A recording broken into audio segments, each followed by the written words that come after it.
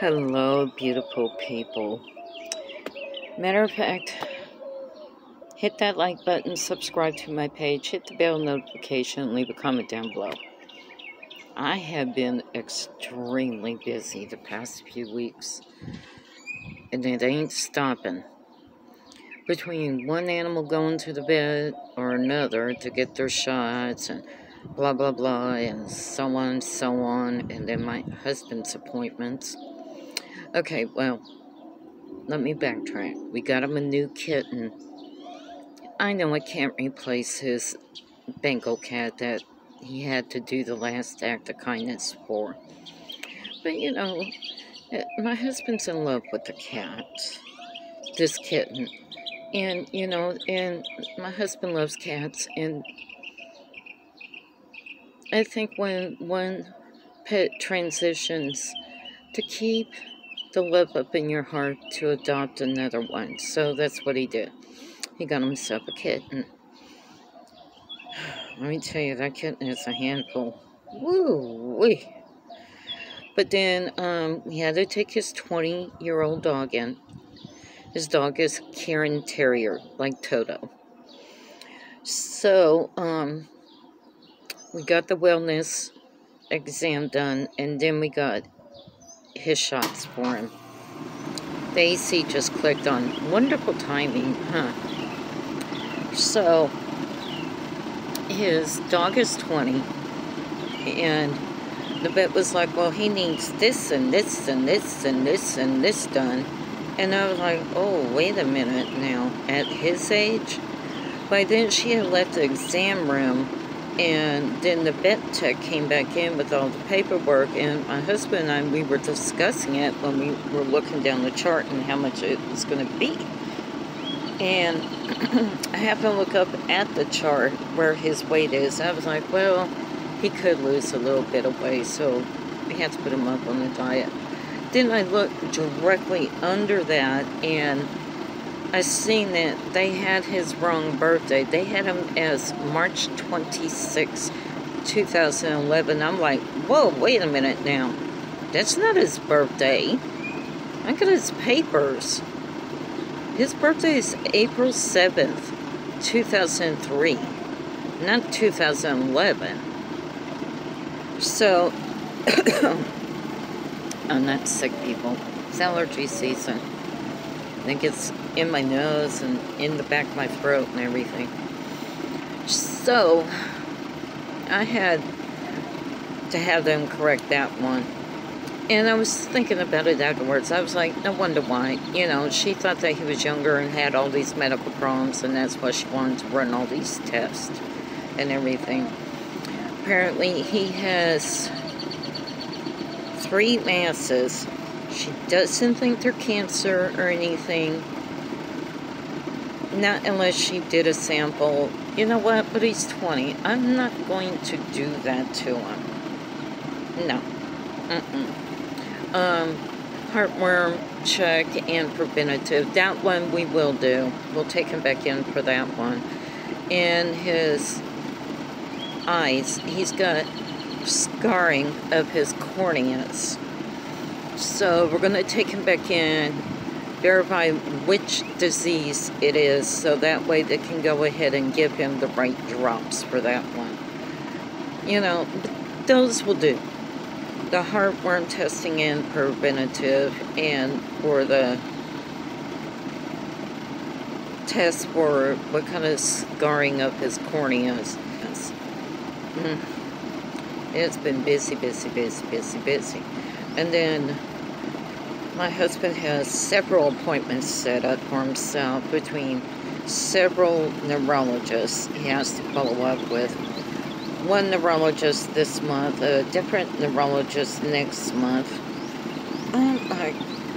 Then an MRI in August. I'm like, what am I going to get my vacation? So, and then my dog, the other morning, you know how it is, when you roll over, you're like, oh, full bladder. So I had to get up, go use the bathroom. By the time I came back to lay back down, my dog was there at the door, so I went to let her out, and I'm standing outside with her, you know, just standing here, and she makes a beeline for the back of the yard. I'm like, oh, okay, maybe it's a stray cat or a possum or something, but I didn't see no eye shine. She had kind of crouched down just a little bit, and then she stood back up, and then her head turned sideways and her mouth went like this. And I'm like, then she turned around, looked at me, and ran back towards the porch. I'm like, oh no, you better go get that. I had a feeling I knew what it was, but I couldn't prove it until a few seconds later. She turned around, made a beeline back over there. She couldn't find it, and then she's sniffing over there by the strawberries, and she's following something. I'm like, oh, it's the snake. Apparently, this black-tailed rattlesnake has not left the yard. And every time I call the city of Killeen, nobody answers the phone about wildlife. So I can get a rattlesnake wrangler out here to, even though she has her rattlesnake shots.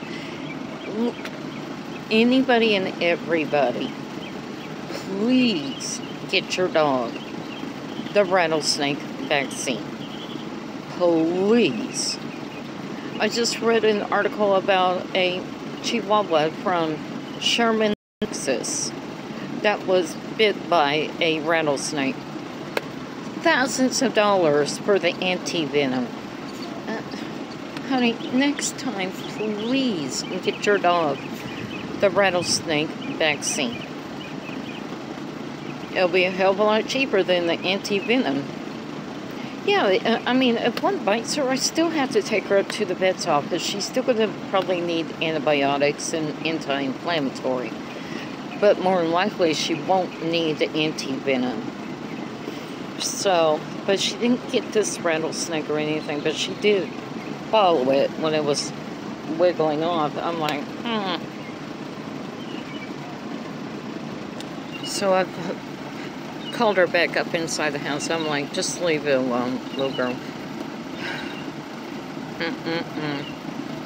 Yeah. And then we take her with us to go to Walmart, because she is a service dog, people. Even though she is a cattle dog and she is a working dog, she has a dual purpose as a service dog. I would not be dang if there was somebody else in there with their little house dog, yipping and yapping the whole darn time. Now I'm starting to get ticked off. Y'all know darn well it is not a service dog. Keep your dogs at home. Even emotional support dogs for PTSD still are considered a service dog. They must have all four up on the floor at all times. You don't pick them up, you don't hold them, you don't stick them up in the buggy or anything like that. So this whole thing, it's my emotional support dog. You know darn well it's not. You just want to take your dog with you. Fess up, people. Emotional support dog, it has to do a task. It must do a task. And my dog is just standing there like, why is this dog barking at me? Not a peep from my dog. Nothing. My dog was like, can we go now? I'm so over this. And I am too. Y'all need to keep your little house dogs at home. Stop dragging them to the store with you. They are not service dogs. And I'm going to start calling you all out. Watch me. I'll come back now, you hear.